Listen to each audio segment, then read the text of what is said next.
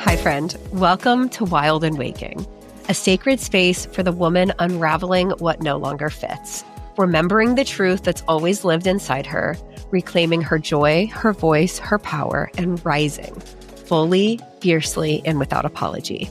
I'm your host, Emily Rushell, and together we'll explore what it means to live in alignment, lead with soul, and awaken a life of abundance, authenticity, and purpose. Let's begin.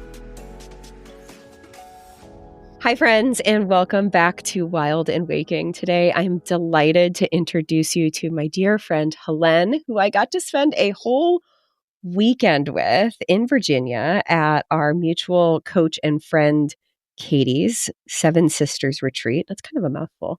And today, we are honestly going to talk about so many things.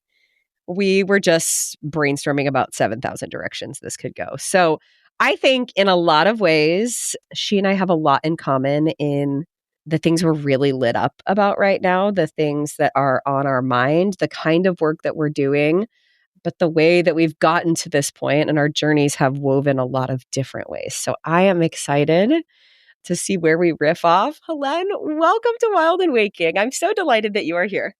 Thank you, Emily. There's just something about being in your presence that puts an immediate smile on my face, and my cheeks are going to hurt by the end of this. I just have a feeling. It's the rainbow wall. You can't be sad looking at it. It's amazing. Mm-mm. All right. For someone getting to know you for the very first time, can you give us a little context of who you are, where you are, and ultimately the journey that brought you into the work that you're doing today? Heck yeah, thank you. So my name is Hélène Caniac. I am a half French, half American, former military criminal investigator turned transformational life coach and spiritual mentor. So you got that down. I just made it up. Yeah, I had to Google, who am I? And then ChatGPT gave me an answer. And I was like, that sounds good. Might as well be that person. No, but in truth, my life story looks like a lot of juxtapositions of extremes and a lot of trying to bridge the gap and find a happy medium, trying to belong in different places that didn't resonate with who I felt I was, with my values, with what I wanted to be doing, but needing to make a home in that space regardless. So I was very much like the only hippie when I was in the military. I was, oftentimes the only woman in a room full of men. I, loved the craft of finding the truth and seeking out the truth as an investigator, but I'd be that person that spent 4 hours in the interview room making sure that the person in front of me left feeling better than they walked in, no matter what they were there for, whether they were accused or the victim or a witness. That is what mattered most to me. And so that naturally transitioned into me wanting to help folks by asking them questions, by remaining curious, by remaining passionate about wanting to leave things better than I found them. And so after being a client of coaching in 2020, here's a great year for most people. I actually need to go back and document in podcast interviews how many guests are like, and in 2020. But truly, I mean, it was a tragedy in so many ways, and it was heart-wrenching for so many folks. But I also believe that grief is one of the most transformational experiences we get to have as a living being on this earth. And so in the grief that I think collectively we experience, there's a lot of opportunity for us to, transform, reclaim. It was like a massive composting for a lot of us. In that time, I became a client of coaching after I realized I had peaked, or I thought I'd peaked at the ripe age of, was I 26, 27? I don't know. Time is a construct. But I had hired my first coach who was a friend because I wanted to know what I would do next. I was like, I've checked all of the boxes off my list of things that I thought I needed to accomplish. I had a 6-figure salary. I owned a condo in Los Angeles. I had, dated someone for over 2 years. It didn't work out, but whatever. I had a relationship. I had my dream dog finally. I had a dog for the first time in my life, which had been a childhood dream of mine. I had this rampant social life. I had hobbies. I was hiking. I was swing dancing 6 hours a week. And on paper, everything looked super great. I had a good boss. I didn't have a toxic work environment for once, but I felt so dissatisfied and empty and spiritually, genuinely, existentially dreadful about what was coming. And I thought there's got to be something else. If I've checked off my to-do list, what's the next item on it? And so I hired a coach for the first time thinking they would help me figure out what's next on my to-do list. And what they ended up helping me do was figure out how to embrace and fall in love with uncertainty and build this unshakable trust within me that no matter what came next, I would be ready for it without needing a plan or a spreadsheet.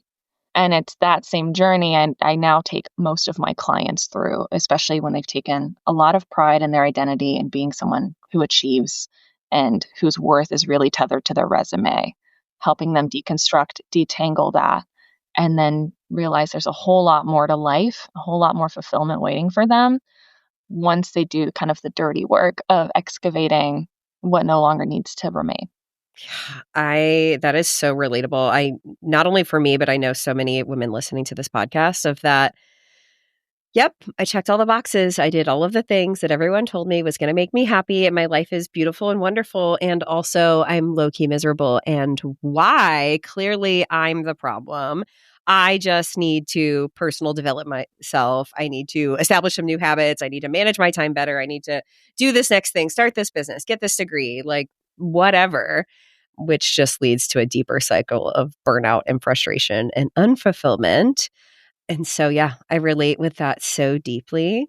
And I would be curious, what was either some of your process like in that journey, or perhaps you can even lean into what you guide your clients through now, in the absence of this checklist, this to-do list of happiness. Like, what are the tangible things that you discovered, that you did, that you walk through, that you lean into, that actually build that life that feels as good as it looks on paper?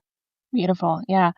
I think, like you mentioned, it's very tempting for all of us who come from a thriving under a capitalist society background, like where we know how to do our way to success, we know how to do our way to feeling good.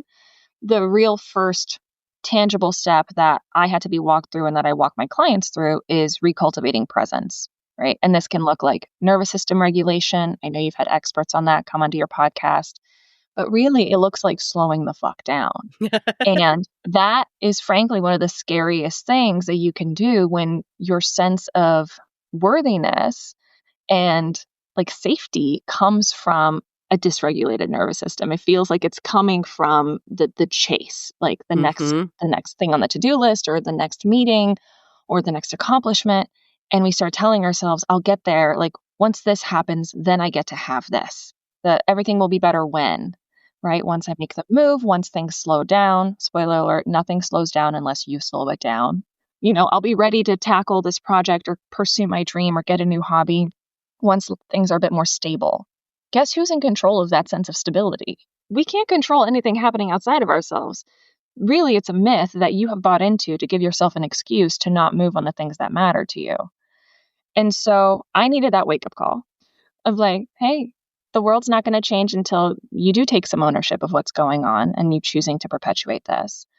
But it has to start with presence. Like we have to get back in our bodies. I had personally not been someone, I'd been escaping my body and hiding away in my mind and my analytical reasoning and my logical brain, ever since high school. I used to be very intuitive and I had to prove myself and work my way out of what I felt was poverty and being a financial burden to my family. So I was like, how do I do that? By leveraging my brain, something they can't take away from me. And so I had to get back into my body and learn to trust it again. The first thing I did was reconnect to my intuition and reconnect to my inner wisdom. And I'm grateful that I had a guide who was very much into somatics, very much into being in their body. They were very different than I was at the time, to help me and challenge me. Every time I'd want to think my feeling out loud, she'd say, okay, well, stop. Like, where are you feeling that in your body? And I'd get so mad and I'd get so frustrated. I'd want to punch her across the Zoom screen. I didn't, right? And it took me time, but that still had to be the first step I took, because I had to cultivate, before I could believe in anything else outside of myself, I had to rekindle this unwavering belief in myself, which meant I had to actually listen to myself and feel into myself. And over the course of my personal growth journey, I cultivated this framework that is basically the personal fulfillment framework that covers 5 Ps, because I love alliteration. Me too. Yeah. It's easy to remember. It's fun. It feels cohesive. It's like colors on the wall. It feels nice to have. But it starts with presence. And then once you have that presence, then you move into purpose. And not just what is my big life purpose, my big life goal, but just asking yourself, wait, why am I doing what I want to be doing? Like, for what purpose is this serving me? And not just the juicy, like, why do I want this next job, this next promotion, the boyfriend, but also, why do I not have it right now? Are there maybe some unconscious reasons that I'm not aware of yet that have led me to loving the status quo, but not admitting to it, right? Do I have any existential kinks in my body that are letting me stay dissatisfied because this feels either safer or more predictable, or I'm unconsciously getting off on it in some way. So once we've unpacked that purpose, then we make sure that you have people and community. You're ready now, like you know where you're at, you know where you want to go and why you want it. Now you surround yourself with the people in the community that will hold you accountable to it. Not just in like a group coaching container, but literally these are the people who will help inform what hobbies you like. They'll help inform who you don't want to be around, what your values actually are versus which ones were performative. And then once you've got that community, you have to be able to communicate with them. So I take them through parler, which is like the French word and Latin word for negotiation, which is how do you literally communicate? How do you self-express those values and that identity that you've reclaimed in this community that you've now found? How do you actually literally use the skills of communication? And finally, the last pillar of personal fulfillment, because they do all support it equally. There's not like a hierarchy. Not one is not more important than the other. I think where you start matters depending on what your journey's been up to that point. But because they can all support one another. If one of them's a little failing, you can bolster up the others to hold the house up, right? But that last P is pleasure. And so the work I've done with my clients has really, I used to work with a lot of folks who needed a lot more trauma-informed coaching at the beginning. We used to do a lot of trauma release work through neurosomatic modalities. Now I find myself working with clients who need that more occasionally, but who are really more passionate about rekindling community and rediscovering their pleasure in that community. And so we still look at it through that lens of those 5 pillars, because pleasure to me is not just the byproduct and the outcome of fulfillment. It is the path. It is like the wind in your sails. It is the fuel that keeps you showing up every day. And that had to replace productivity as a source of motivation. Oh my gosh, I'm obsessed with all of this, and I wrote them all down, and I want to come back to each of them separately. But before we do that, I want to rewind, because something that I have been really curious about over the last year is, why are we so disconnected from ourselves, right? This is like the underlying thread. I was seeing women come to me struggling with confidence or self-belief or imposter syndrome, or what are other people going to think, right? All of these different very big, real things. And the more I dug deeper, the more I untangled, the more I'm like, oh, this is a total severance from self that is multi-generational, that is systemic, that is intentional. And so if you wouldn't mind, I would love to hear your perspective on what has created that and how we can rebuild it. Oh my gosh. Okay. Great subject. Deep. And I think it's very easy and not wrong. It's very simple to say trauma. It's all because of trauma. Everything is trauma. Everything is trauma, right? And on a micro level, sure, that is true. My job, I worked with people who'd been traumatized in many different ways and in many different fashions. It's not for us to judge what changes someone's life. But when I zoom out and I look at society as a whole, when I zoom back and I look at, the passage of time, I think it boils down to we forced upon, I don't want to say we, because this is not so much me, but we as a society. I'm French, so like my yous are like a royal you, my we's are a royal we. Like I'm always talking to a group as a group. Sure. So I just want to caveat that. And I'm not talking to, like, your listener is not at fault here. It's the collective experience. And what I have learned in trying to unpack and understand all of this systemically, like, there is no saying it perfectly because it is so messy and complicated. So full permission to just put it out there in the way that it lands. And we all know that we're doing our best to put language to something that feels really big and new and intangible. Thank you. Very well said, Emily. I think if I were to put it simply and simplify this overcomplicated mess, it would be that, as you put it beautifully, the severance from self we learned a long time ago and we saw was the way to stay safe in a society that actively persecuted folks who were authentic and in their bodies and acting through their sovereignty and doing what they wanted to do because just they wanted to do it. And that's a very hard kind of human being to control, to exploit. They're not a very helpful resource in a collective system that needs them to do what you tell them to do exclusively and explicitly. And so I think it was simply we were harder to manage as a people when we were self-led. If you were sovereign and self-led, why would you need another leader? Why would you need to listen to someone else that thinks themselves more important than you? But when you see the attempts of that, when you see people take a stand and want to lead themselves out of an oppressive system that's trying to insert itself, and you see those people get hurt, you see those people get killed, you see the extermination of a people, of indigenous cultures who found a way to be sovereign but also collective, to find a way to not need or require a hierarchy and create community. You can't really exploit in community. You're held accountable too dearly.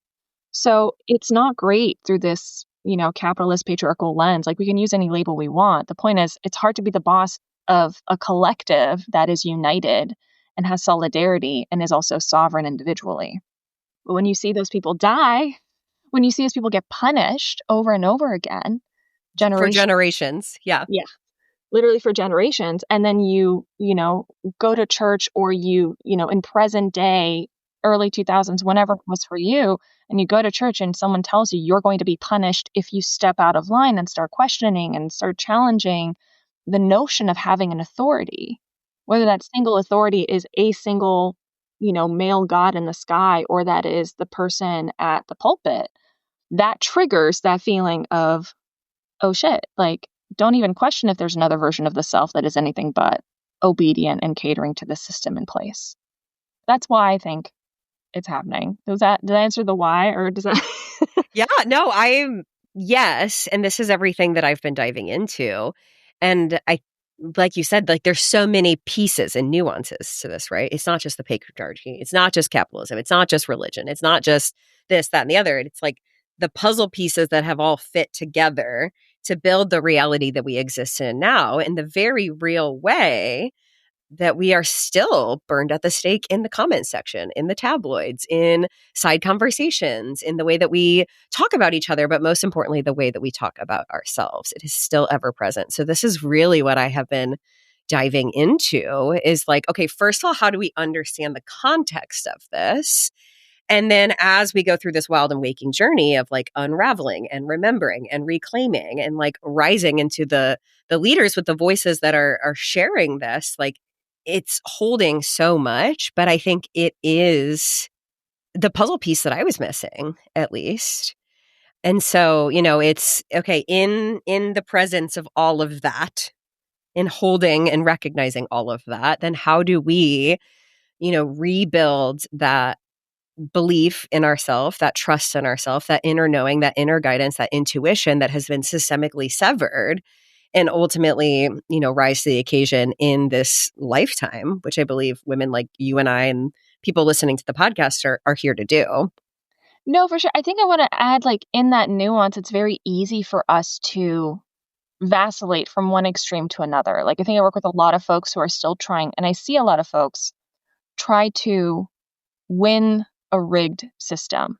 And they're trying to, like, I've been a loser in this game for a long time. How do I become a winner? I know the system's oppressive, but I still want to try win it. Like, I still want to try to fight the system from within the system. Mm-hmm.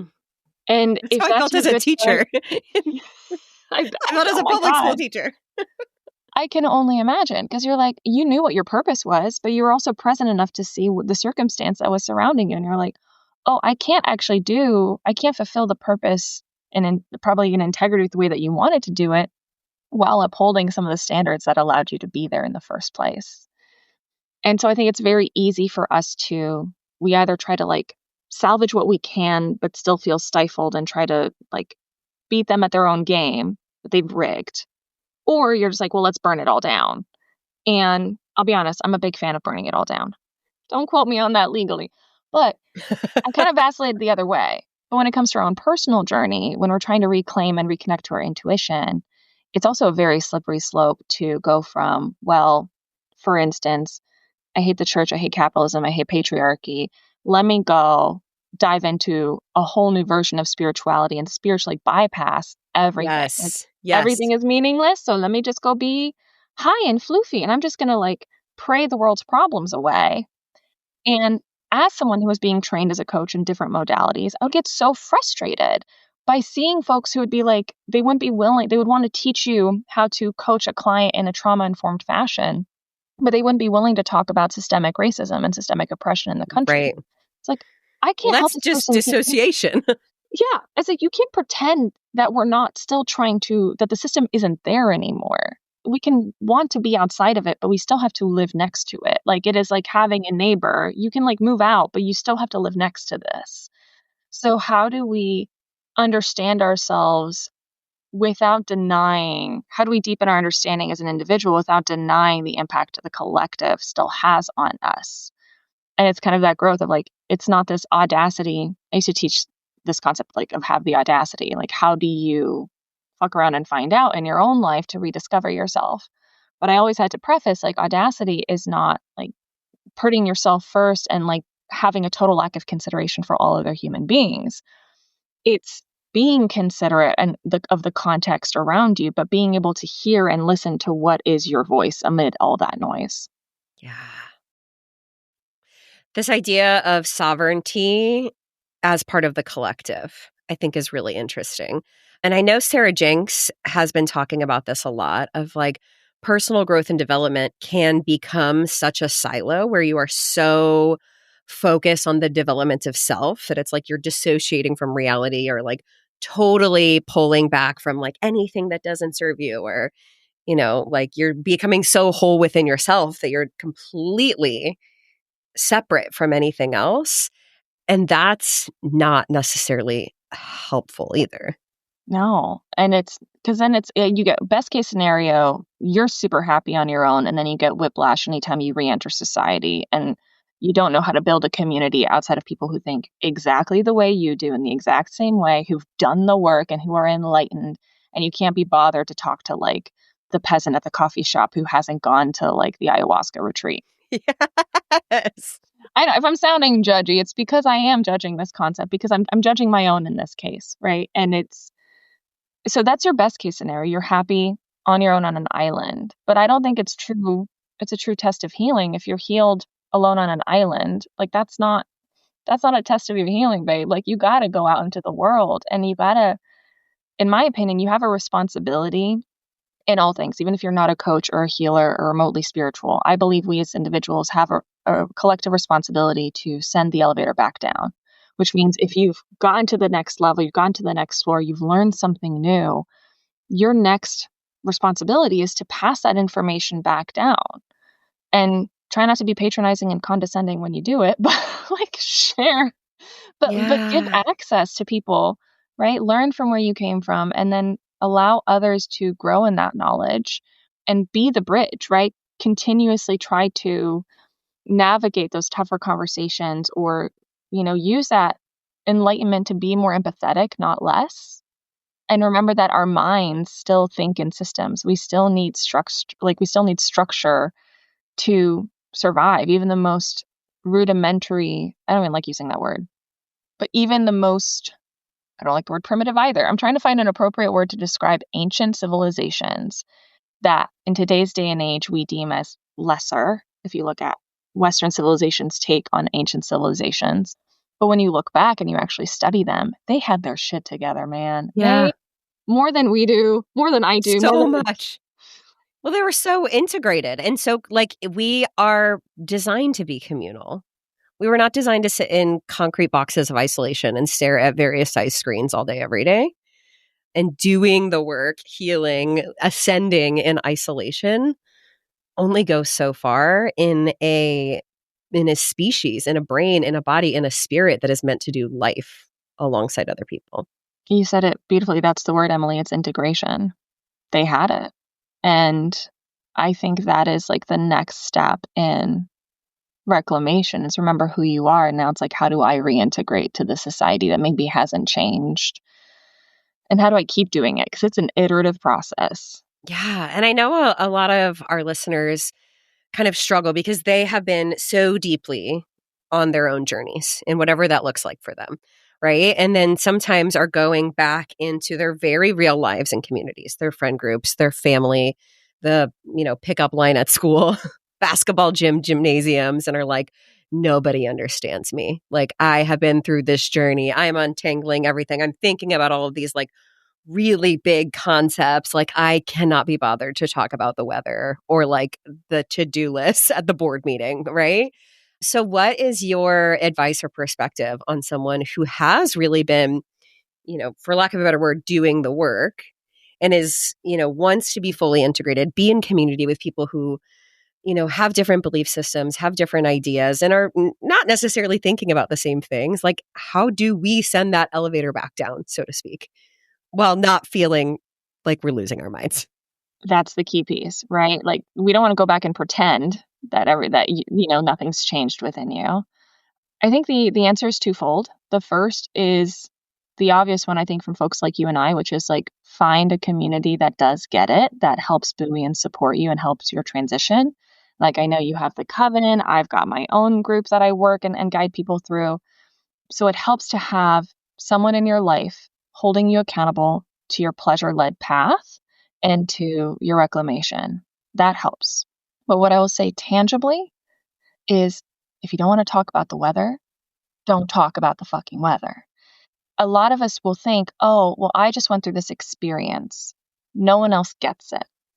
You will be surprised as when you get real and when you get vulnerable with people and you literally tell people, you know what, with everything going on in the world, I don't know if I can bring myself to have shallow conversations, if I can talk about the weather. You know how many people will agree with you like in an instant and be like, oh, thank God, let's talk about something real.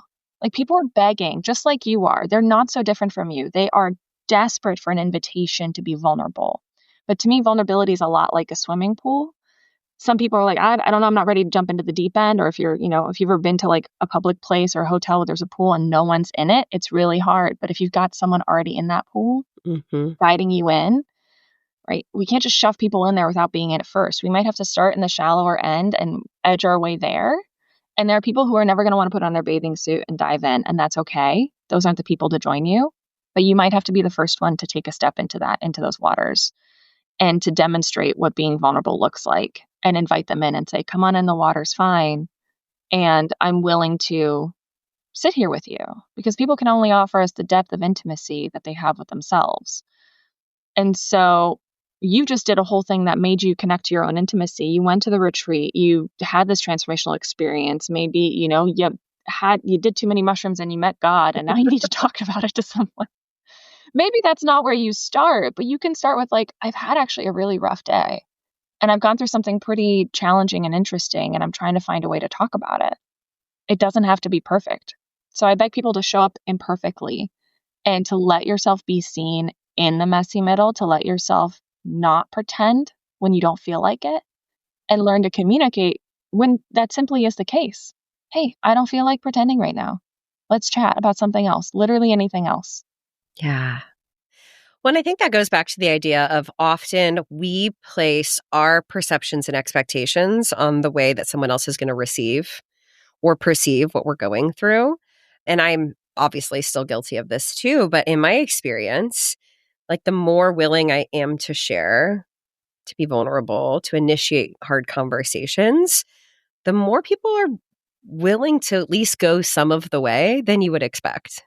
Yeah, absolutely. And one, we're modeling what vulnerability looks like, but two, I think if I'm being mean about it, anytime I talk to my recovering people pleasers who are, coming from that place of like, well, I don't want to inconvenience them, I don't want to burden them, in addition to the whole, I don't want them to see me a certain way, right?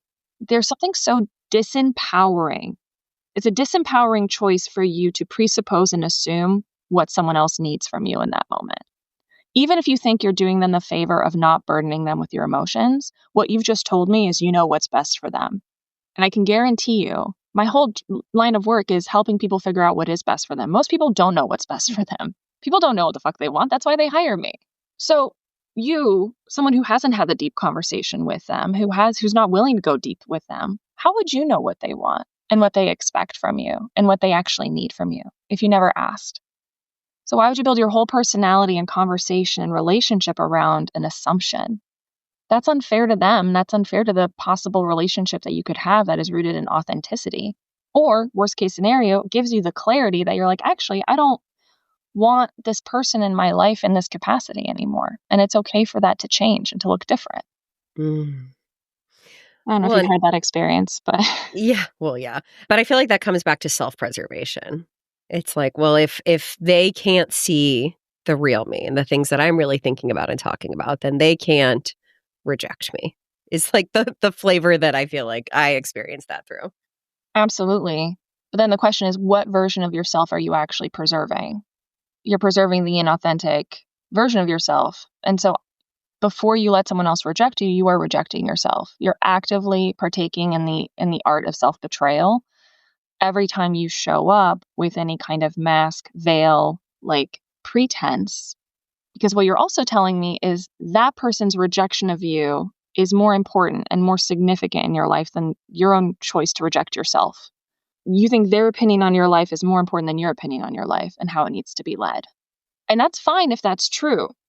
But is that the version of yourself you want to keep showing up to every day? And if you have children, which is usually how I get them, like if you have children, which life would you choose for them? Mm. And it's hard. I can, like, it's really easy for me to be like, I'm passionate about this on a podcast. I'm not pretending it's not easy. I mean, that's why I hold them in container over a period of time, because we got to feel it. We got to acknowledge the grief. We got to acknowledge the benefit of self-preservation, image preservation. Well, especially after a lifetime of being expected to perform in a certain way. Yeah. And we have to find healthier substitutes. And we have to you might have to microdose authenticity. I love that. Yeah. You might have to I'm going to be me, but I'm just going to peek about the curtain. Maybe we practice it with that one really close friend, or we practice it with our friend who's out of town before we bring it to our church on Sundays. So we have to microdose it, but it helps to have a healthy mirror in your life that can show you, that is constantly reminding you of your higher self and that version of yourself that you do want to step into. Because yeah, it's scary, and we have to find a healthy substitute for what we have to redefine safety. So we have to find a healthy substitute for safety that isn't self-preservation and image preservation.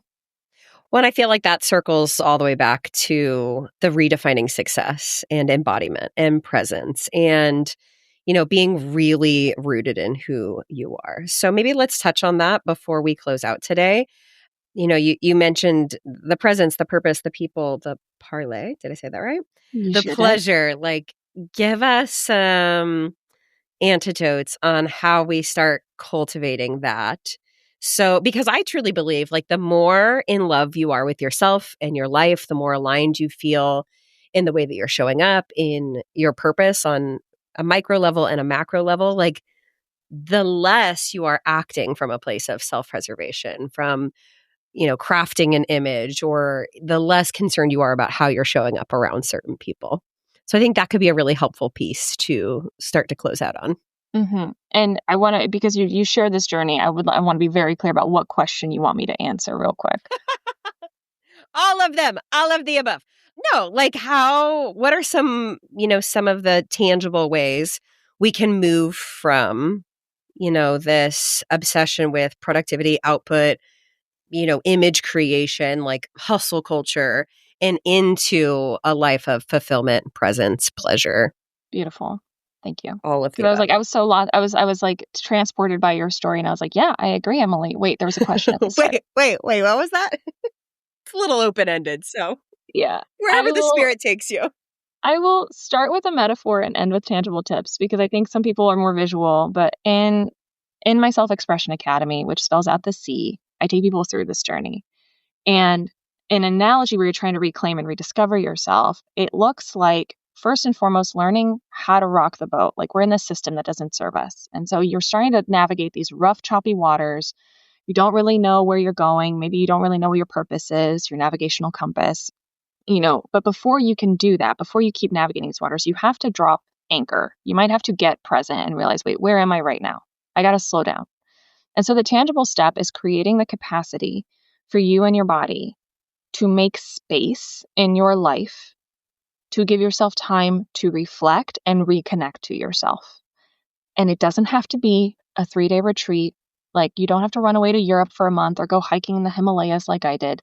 You can just take 5 minutes every morning, set an alarm on your phone. And what I recommend people do is not even attempt to fill that time with anything in particular. Just start being present to your body for 5 minutes a day. Like, set a timer, do nothing, think nothing, no guided meditation, no music, no writing out your to-do list, and slowly but surely increase that time. I'm not asking you to meditate. I'm asking you to literally prove to yourself that, one, you have 5 minutes. And if you think you don't have the 5 minutes, I want to see your screen log on your phone, because I guarantee you got 5 minutes. And start there. And build the self-trust in your own body to remember that you have more time than you think. When you're present to that time, it's going to feel longer. You're going to be like, these are the longest 5 minutes of my life. I was like, oh, okay, see, so time is relative and can expand with our presence. But also, you might hear the ruminating rapid fire thoughts. You might start noticing the anxieties. You might start feeling the emotions that maybe haven't been felt yet. And all of that information, whether the intrusive thoughts or the emotional bubbling that's coming up out of this volcano, is all information. Now, it's not all great information. You don't have to act on all of that, but it's providing context. And so create enough space to do that. Then there are other things that you can do to create space, like delegating some tasks, reprioritizing. But I would still recommend the pause comes first, because it is with the information that we derive when we're present that we get to decide what's actually the next best step that I can take. And once you've learned to drop anchor, once you're willing to kind of rock the boat and navigate and make waves literally in your life, start getting out there again, then you're ready for what I call kind of the next level of navigation, being a better sailor. It's you're done. You don't need to chart these courses. Now you're ready to come home to the community. So what I would say, coming home to safer harbors in this case, is finding people, both online and in person, that do hold you to the version of you, people that you admire, whose values you admire, I would say, not just people who look shiny, like they've got a Coach purse, I want a purse. Not that kind of admiration, but genuinely who is walking a path in the way that you want to be walking it, in integrity, with values that you admire, and follow them. Not just on Instagram, not just listening to their podcast, but see if you can find a version of that in your local community, even if it just starts with one other person. And if you can't find that, host it, right? Take that time you've carved out and be the person. And this is where, beyond coming home to safer harbors and this analogy of the sea, you start becoming less the sailor, more the lighthouse. So then you start realizing, actually, the sun doesn't cast a shadow. It's everything in its way that casts the shadow upon it. And so I'm going to keep shining my light, and I'm going to guide others to safety. I'm going to guide others to safety and guide people away from rocky shores if they don't want to be here and be in my orbit. That's fine. My lighthouse doesn't have to go out of its way to prove anything. My energy, my presence, my essence alone, I'm so rooted in who I am. And I've met myself in those deeper pits that I become a light to others, and they know what to expect when they come my way. And that's this leadership level, an embodied leadership, once you've kind of discovered who you are. And then the last thing I do is, once they're ready, especially if they start as high achievers, is I help them realize, actually, hate to break it to you, but you are the ocean. You're not even the lighthouse. You're not even the sailor. You are in everything, and you're the water. And that's when they get into the spiritual depths. But the people starting out, start with that sacred pause, 5 minutes a day, build up to 1 hour a week, and have that hour be your most precious, honored hour. Delegate as much as you can and learn to ask for help. You'd be surprised. Let people help you. People love to be helpful. You love to be helpful. I bet you do. If you're someone already overextending in your capacity, that's because you like helping others and you feel like you should. Leverage that and let other people help you as well. Do things more communally and collaboratively. Go grocery shopping with your friend if you're at limited capacity. Try to hold two birds in one hand and find more nourishment in our day. We tend to think that capacity management and like avoiding burnout is just cutting out all of the bad stuff. But if you just cut out all the bad stuff, I'm sorry, you might fall into a deep depression like I did. You actually need to replenish that bad stuff with good stuff. You need to have a healthy measure of pleasure things, as things that are just for their sake. And it doesn't have to be expensive. There are so many free things that you can do, like go for a walk in the park with a friend, paint each other's nails, bake a cookie, like go out, leave your house a little bit, go find someone else to do it with, and allow yourself to practice receiving pleasure based on like little childlike wonder and things that you love to do.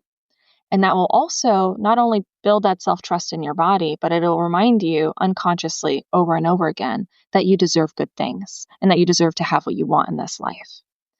And when you pair the knowing that you are deserving and you've created the space to receive and you've started listening and trusting your body, you then have the foundation to build a life that is not only purpose-driven, because now you know what you want, but it's also a life that will ultimately be more fulfilling because you've given yourself these micro doses of joyful, playful authenticity in safe community that prove to you that you could make it bigger. You could make this a full-time thing if you wanted to. And so hopefully it's tangible enough for the takeaways, but that's my analogy and how to be more fulfilled and start doing that today. I love it. Thank you so much. Oh, thank you, Emily. Thank you for having me. And thank you for, also being a model to so many folks and demonstrating through the messy middle what it is to walk an uncertain path, but still treat that uncertain path as your own because you are the one walking it.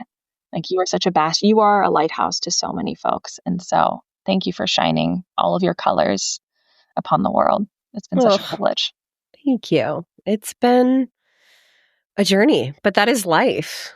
I think that is like the takeaway is there is actually no magical destination. It's life. I am confident we could talk for hours, but for the sake of your time, I am going to close us out with the invitation for you to tell us more of where the people listening can get connected to you, to your work, to the beautiful things that you are doing in the world. Thank you, Emily. So your listeners can find me on Instagram at Hélène Can Help, HELENECANHELP on Instagram. You can also find a website by that same name, HeleneCanHelp.com.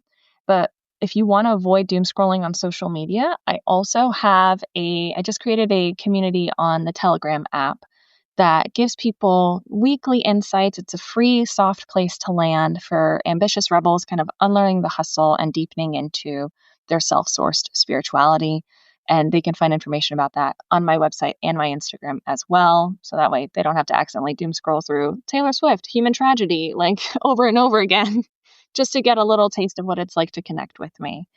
So it's called Le Salon. It is based after my love of the French meeting room for philosophical discussion and debate, and a gentle place where people can just serve you tea and welcome you into their home. And so that's what I would love to do to any of your listeners who are interested in exploring themselves in a safe place to land. I love that. Okay, last question. I ask every guest who comes on the show, what does growth look like for you in this season? I am grateful to be entering a new season. Up until now, it's been discernment. That has been the word of the year. And I've worked a lot on presence and healing my past. And so when you ask me, what does growth mean to me in this season? I'm ready for reach. So I'm picturing like a tree, like I've deepened the roots. I've nourished it. I've worked on the soil. I've made sure I'm a metaphor girly, if you can tell. I love it. I've spent a lot of time and years ensuring that I knew how to become the best gardener of my own tree. And I am like ready to propagate. I am ready for these branches to reach taller and farther and higher. I'm literally finally ready for growth, because for a long time, growth was just another personal development became just another hamster wheel. And that's why I'm in the personal fulfillment industry, because I want people to realize they don't have to go anywhere to love where they're at. And so for me, I've spent a lot of time learning to love where I am, and I'm finally in a place where I feel ready to say, what's next? And so for me, it's this expansion that I'm really looking forward to. I look forward to that as well. I have definitely been, for the past couple of years, also in that season of deepening and nourishing and sitting and befriending the depths and really rooting in and unraveling and unpacking and understanding. And I know that I'm still there and I look forward to the day. I love the tree metaphor, right? When you just feel ready to be like, and here it all is, and it feels so good. And that's the cycle of life. It is. Oh, it absolutely is. I just want to ask you, Emily, I know this is your podcast, but I always like asking people when I talk to, how can I root for you? Like, what is something that I can do and can be rooting for you in this moment? Do you mean root as in like celebrate and cheer, or root as in like go root in a tree? You're the first person to ever ask me that follow-up question. I usually mean in terms of like, what sign can I hold up for you if you were like running past me in a marathon? Like, what vibes am I sending your way? What prayers are we casting into the universe? Like, what thought and belief can I hold in my unshakable self to help bolster your unshakable belief in it? What belief of yours can you borrow? I think, as I said, and this is not new to anyone who regularly listens to the podcast, but I'm very much in this like portal of presence in this pregnancy. And I have this just really deep knowing that so much expansion is on the other side, but it doesn't have to happen today, right? I spent so much of my life being like you said, what's next? What's the goal? What's the dream? Go after it, do the thing. And that, served me really well. And right now I'm like, this is where I'm at. And I'm continuing, take the steps to do the things that matter to me. But I'm also not in a hurry because I just have this really deep knowing and presence that it's all coming exactly when it's supposed to. And also, some days that feels really hard. Some days it feels like, when's it going to be January? And then we're going to have a newborn. And that's also going to be hard. And then we're going to have a toddler again. And like, it's like Rapunzel entangled. Like, when will my life begin is kind of how I feel in this moment. And I also have the juxtaposition of the knowing that, it all fits. And this season has been really meaningful in my own journey and in the work that I'm doing, right? Learning to sit in the depths and in the dark, unhurried, but not drowning in it. So I don't know, you asked what sign would you hold up? Yeah. Maybe just the continual knowing of that it's all coming together as it's supposed to. And it is, right? It is And all it coming is. together the way it's supposed to. But yeah, finding peace in the patience of presence is a learning in itself. And it is part of the journey. Like it's not like, I'm waiting for something else. It's like, no, you are. Period. Yes. There's nothing after that sentence. You are, period. Yeah. Yeah. So it's been this really interesting place of holding space for it all. Yeah. And I hope you also let yourself, I know you are, but in holding space for yourself, I hope you are also letting the earth and the universe and the people in your community hold you back, right? Anytime we are holding, we are also making contact with something else. And so I hope there are moments of that as well in your patient journey. Yeah, I feel that. It's an interesting, tender, beautiful season that I have reverence and respect for, and also look forward to like, wow, something really incredible is on the other side of this, So it's like the anticipation and the presence. Yeah. And holding both at the same time, having really strong arms. Yeah, exactly. Exactly. Anyway, thank you so much for being here today. I just adore you, and I'm so glad we got to spend this time together. Thank you. Likewise, it's been a real honor. Hey friend, I hope this conversation sparked something real in you. Something that feels like truth, curiosity, or the courage to keep becoming. If this episode resonated, I'd love for you to share it. Take a screenshot, post it to your stories, or send it to one of your friends.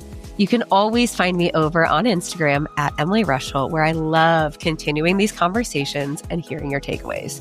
Truly, your DMs are one of my favorite parts of podcasting, so don't be shy. I'd love to reflect and connect with you over there. I'm so grateful to be surrounded by a community of women who ask hard questions, sit in the discomfort of the unknown, blaze new paths forward, and ultimately come home to their wild and waking selves. See you next week.